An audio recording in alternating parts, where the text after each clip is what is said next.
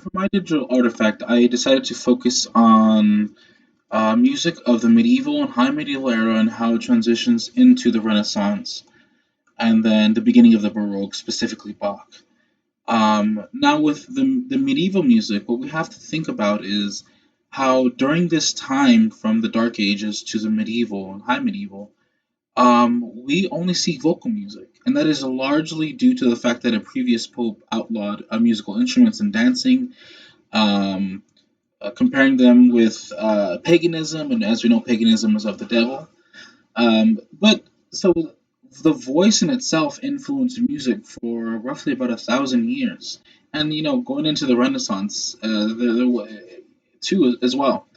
And so this is something that we have to take into account when thinking about music of the medieval and high medieval. Now, one person that I would like to mention is Guido of Arezzo. Now, when we think about Guido of Arezzo, first we must realize that he's a music theorist. There are a lot of different things that Guido did to help benefit us when it came to, um, you know, um, music and just sight reading and ear training. And Guido Verezzo, there we go, Guido Verezzo. What Guido did was he created what he called a hexachord, and what he would do is he would use his hand and he would point to a specific finger or point on the hand, and they would sing a note corresponding with that. And what that actually means is it was a hexachord. It was based on our solfege, so do, re, mi, fa, sol, la, ti, do, except for they would use ut, re, mi, fa, sol, la, and ti had not quite come yet. And so um, the thing about it is that he would use Guido's hand um,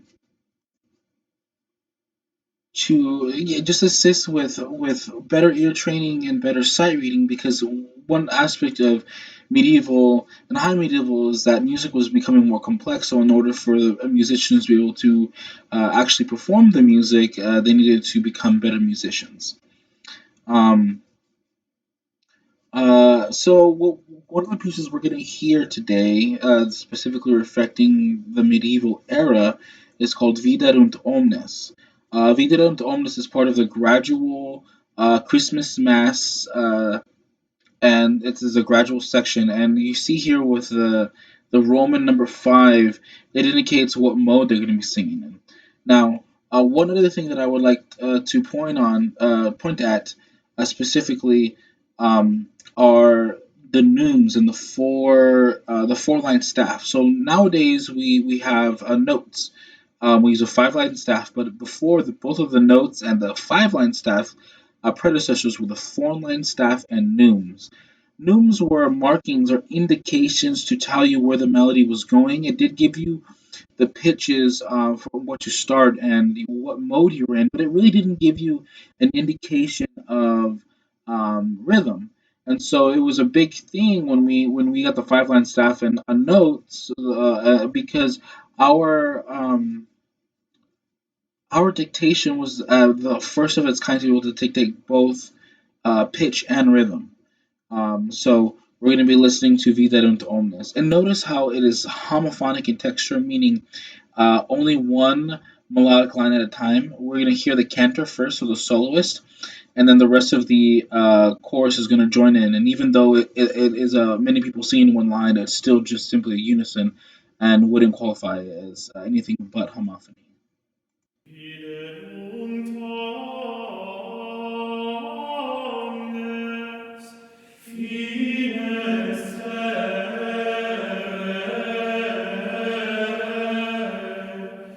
fides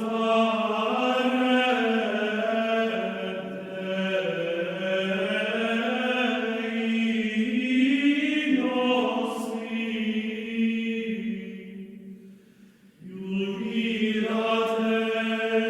And one other aspect I would like to touch on is how the music exemplifies words by adding a lot of notes to them, like the word terra. which means earth.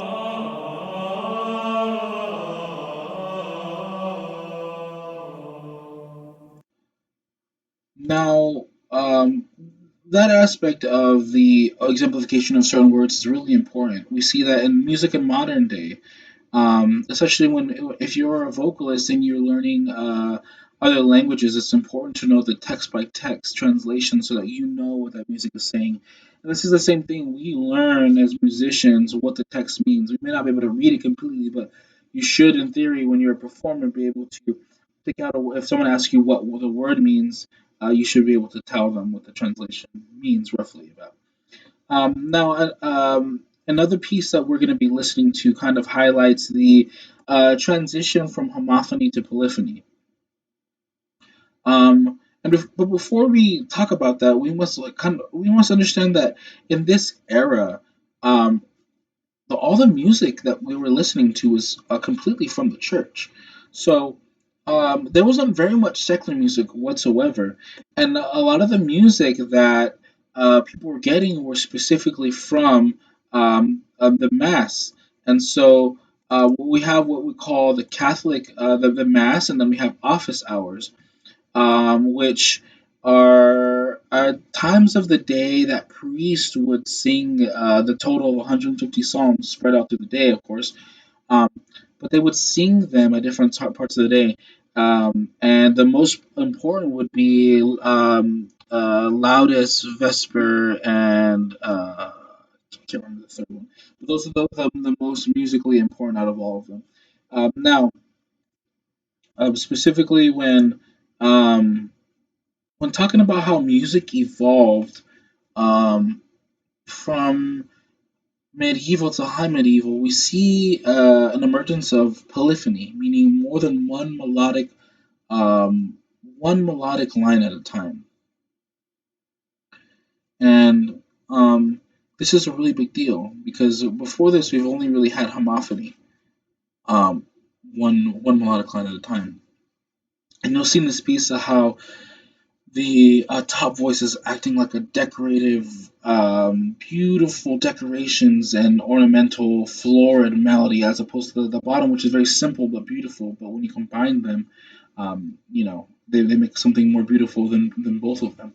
And the thing is, at the end of every phrase or thought, they're always going to go back into unison. And this was very common of this era of music. So we'll go ahead and listen to Jubilemos Exultemos. Iudilemus exultemus, intonemus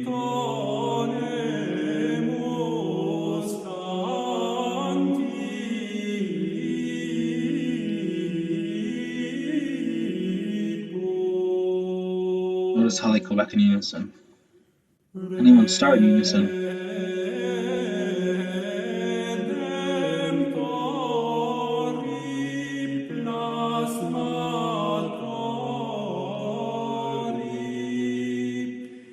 salvatori hominum.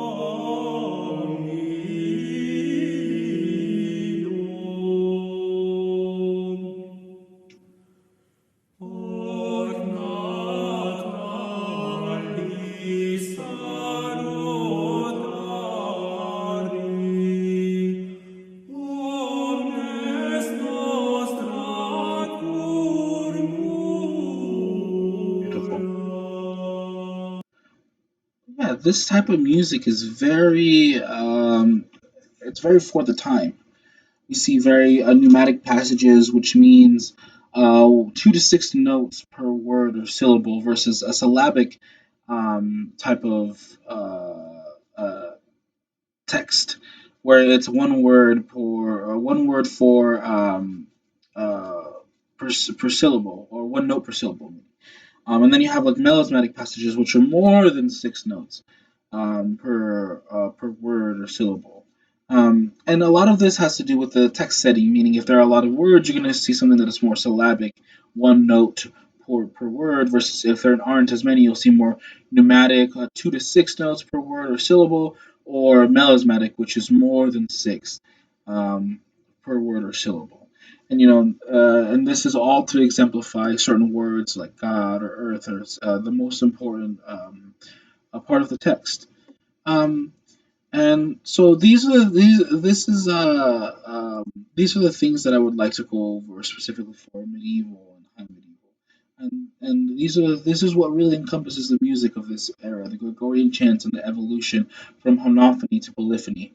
Um, I hope you enjoyed. Our next video is going to be on the Renaissance and leading into after the Renaissance, the transition, and how Bach plays a huge role in that transition.